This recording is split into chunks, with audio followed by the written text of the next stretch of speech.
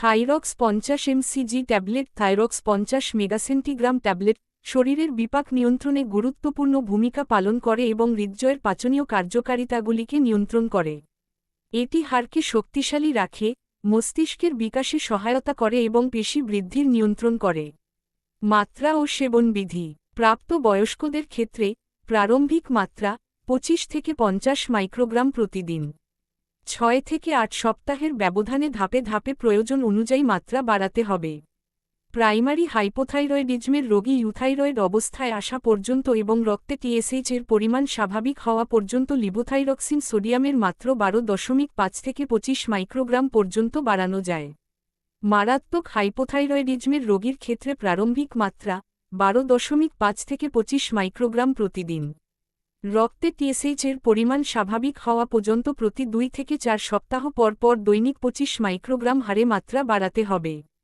Secondary pituitary অথবা tertiary hypothalamic হাইপোথাইরয়েডিজমের ক্ষেত্রে রোগী ইউথাইরয়েড অবস্থায় আসা পর্যন্ত এবং রক্তে ফ্রি টি4 এর পরিমাণ পূর্বের স্বাভাবিক সীমায় আনা পর্যন্ত লিভোথাইরক্সিন সোডিয়ামের মাত্রা সমন্বয় করতে হবে। 50 বছরের অধিক বয়স্ক রোগী অথবা হৃদরোগীর ক্ষেত্রে দৈনিক 1.7 মাইক্রোগ্রাম প্রতি কেজি ওজন হিসেবে। শিশুদের ক্ষেত্রে নবজাতক অনুমোদিত প্রারম্ভিক মাত্রা দৈনিক 10 থেকে 15 মাইক্রোগ্রাম প্রতি কেজি হিসেবে। কার্ডিয়াক ফেইলরের ঝুঁকি আছে এমন শিশুর ক্ষেত্রে কম মাত্রায় ওষুধ শুরু করতে হবে। চিকিৎসা এবং ল্যাবরেটরি পরীক্ষার ফলাফল অনুযায়ী পরবর্তীতে 4 থেকে 6 সপ্তাহের মধ্যে মাত্রা বাড়াতে হবে। রক্তে টি4 এর ঘনত্ব খুব কম, এর থেকে কম 5 মাইক্রোগ্রাম ডেসিলিটার বা নিরূপণের অযোগ্য হলে লিভোথাইরক্সিনের প্রারম্ভিক মাত্রা হবে দৈনিক 50 মাইক্রোগ্রাম। সাধারণভাবে শিশুদের ক্ষেত্রে দীর্ঘস্থায়ী বা মারাত্মক হাইপোথাইরয়েডিজমের শিশুদের জন্য প্রারম্ভিক মাত্রা দৈনিক 25 মাইক্রোগ্রাম। প্রত্যাশিত ফলাফল না পাওয়া পর্যন্ত প্রতি 2 থেকে 4 সপ্তাহ পরপর 25 মাইক্রোগ্রাম হারে বাড়াতে হবে।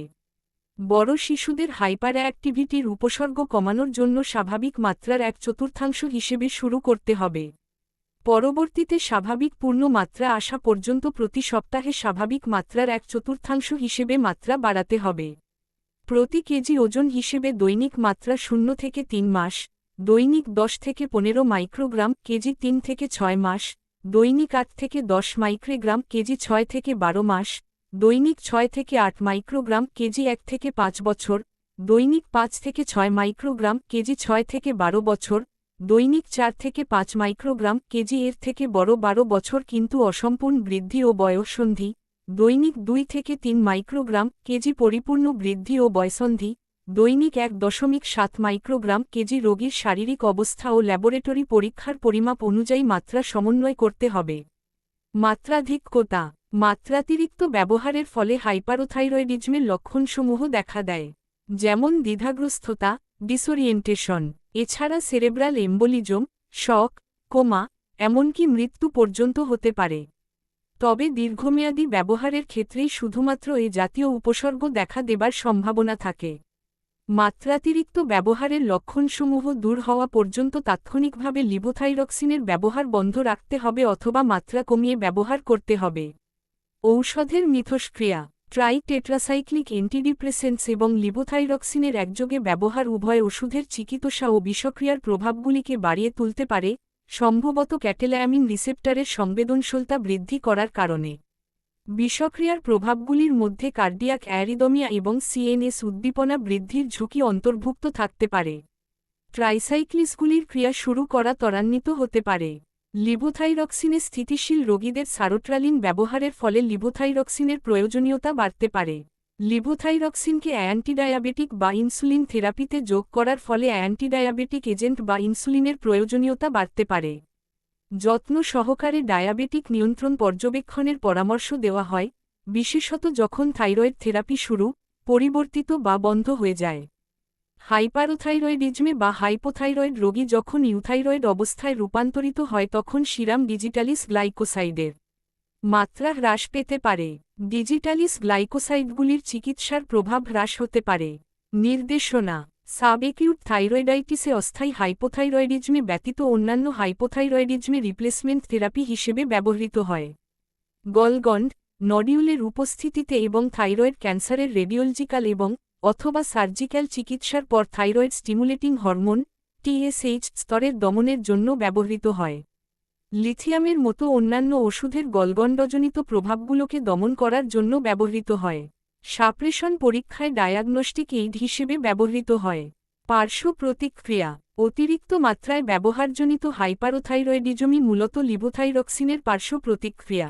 সেক্ষেত্রে নিম্নলিখিত উপসর্গসমূহ দেখা দেয়: সাধারণ উপসর্গ, ক্লান্তি, ক্ষুধা বৃদ্ধি, ওজনহানি, তাপ অসহনীয়তা, অতিরিক্ত আবেগ, নিদ্রাহীনতা। পেশি ও কঙ্কালতন্ত্র: কাঁপুনি, পেশার দুর্বলতা। রক্ত সংবহনতন্ত্র: বুক ধড়ফড় করা, ট্যাকিকার্ডিয়া, অ্যারিদমিয়া, নাড়ির স্পন্দন এবং রক্তচাপ বৃদ্ধি। শ্বসনতন্ত্র: শ্বাসকষ্ট, পরিপাকতন্ত্র, পাতলা পায়খানা, বমি, পেট ব্যথা। ত্বক, চুলপ্রা, ত্বক লালচে হওয়া। সতর্ক: যেসব রোগীদের পিটুইটারি গ্রন্থির ক্রিয়া হ্রাসের কারণে হাইপোথাইরয়েডিজম হয়েছে, তাদের অ্যাড্রেনোকর্টিকাল ইনসাফিসিয়েন্সিও থাকতে পারে। লিভোথাইরক্সিন থেরাপি শুরু করার পূর্বে একিউট অ্যাড্রেনাল ইনসাফিসিয়েন্সি প্রতিরোধ করার জন্য পর্যাপ্ত কর্টিকোস্টেরয়েড রিপ্লেসমেন্টের মাধ্যমে এর চিকিৎসা করা উচিত। হৃদরোগী এবং অথবা গুরুতর ও দীর্ঘ বিদ্যমান হাইপোথাইরয়েডিজম রোগীদের ক্ষেত্রে প্রাথমিক মাত্রা বাছাই ও মাত্রার যে কোন বৃদ্ধি যত্ন সহকারে করা উচিত। অতিরিক্ত প্রাথমিক মাত্রা বা খুব দ্রুত মাত্রা বৃদ্ধি করলে এনজাইনা বৃদ্ধি বা অবনতির অভিযোগ, এরিদমিয়া, মায়োকার্ডিয়াল ইনফার্কশন, কার্ডিয়াক ফেইলিওর বা হঠাৎ রক্তচাপ বৃদ্ধি পেতে পারে। বিশেষত বয়স্ক রোগীদের মধ্যে T4 দিয়ে চিকিৎসার সময় শারীরিক ওজনের কোনো লক্ষণীয় পরিবর্তন হলে মাত্রার সমন্বয় প্রয়োজন।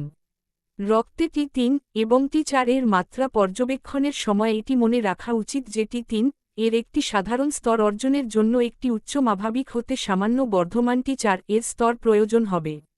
প্রাথমিক হাইপোথাইরয়েডিজমে লিভোথাইরক্সিন এর সঠিক ডোজটি সাধারণত রক্তে TSH এর মাত্রা পর্যবেক্ষণ করে প্রতিষ্ঠিত করা উচিত এটি স্বাভাবিক হয়েছে কিনা তা দেখার জন্য, কারণ থাইরয়েড প্রিপারেশন দ্বারা বিষক্রিয়া হলে মারাত্মক পরিণতি হতে পারে। এতে আছে কৃত্রিম লিভোথাইরক্সিন, থাইরক্সিন বা T4 ও বলা হয়, যা প্রাকৃতিক হরমোন T8 এর অনুরূপ থাইরয়েড গ্রন্থিতে তৈরি হয়। পেরিফেরাল টিস্যুতে প্রায় 30% অধিকতর কার্যকারী T8 মেটাবোলাইট ট্রাইআয়োডোথাইমিনে T8 পরিবর্তিত হয়। TBG thyroxine binding globulin T8 এর প্রধান বাহক।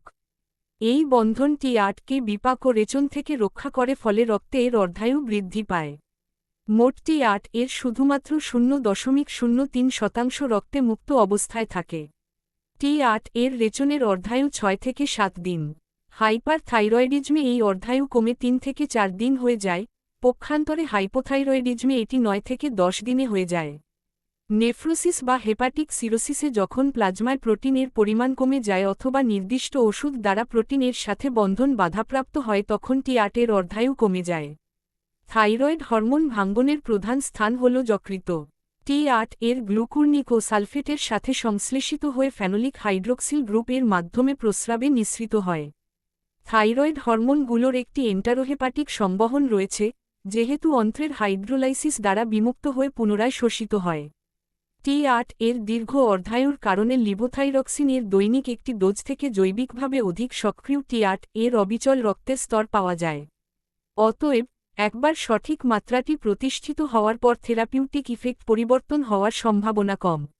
গর্ভাবস্থায় ও স্তন্যদানকালে। গর্ভাবস্থায় ব্যবহার ক্যাটাগরি এ।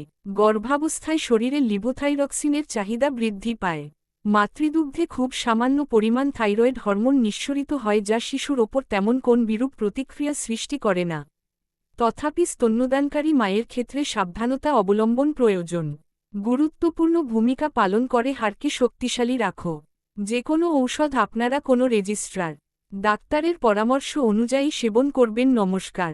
সতর্ক: যেহেতু প্রতিটা ঔষধের ডোজ বা মাত্রা মানুষের শারীরিক কন্ডিশন, বয়স ও ওজনের উপর নির্ভর করে তৈরি করা হয়, সেহেতু আমার এই ইউটিউব চ্যানেলে দেখানো যে কোনো ঔষধ সেবনের পূর্বে অবশ্যই কোনো বিশেষজ্ঞ চিকিৎসকের পরামর্শ নিয়ে সেবন করবেন। তা না হলে এই চ্যানেলে দেখানো কোন মেডিসিন খেয়ে যদি আপনাদের কোনো সমস্যা হয়, তাহলে এই চ্যানেলের মালিক দায়ী থাকবে না। এই চ্যানেলের বিষয়বস্তু এবং ভিডিও শুধুমাত্রই তথ্য উদ্দেশ্যে করা হয়েছে। এই ভিডিওগুলির সাথে যুক্ত কোনো তথ্য সৌন্দর্য, খাদ্য এবং স্বাস্থ্যের যত্নের পেশাদার লাইসেন্সযুক্ত মেডিকেল ডাক্তার দ্বারা প্রস্তাবিত প্রেসক্রিপশনের বিকল্প হিসাবে বিবেচনা করা সম্পূর্ণ যাবে না। চ্যানেলের দর্শকদের তাদের নিজস্ব ঝুঁকির উপর এই তথ্য ব্যবহার করতে হবে। অন্যথায় আমাদের তথ্য ব্যবহারের কারণে সৃষ্ট কোনো ক্ষতি এবং পার্শ্ব প্রতিক্রিয়া বা স্বাস্থ্য বা ত্বকের সমস্যাগুলির জন্য এই চ্যানেলটি কোনো দায়িত্ব নিবে না।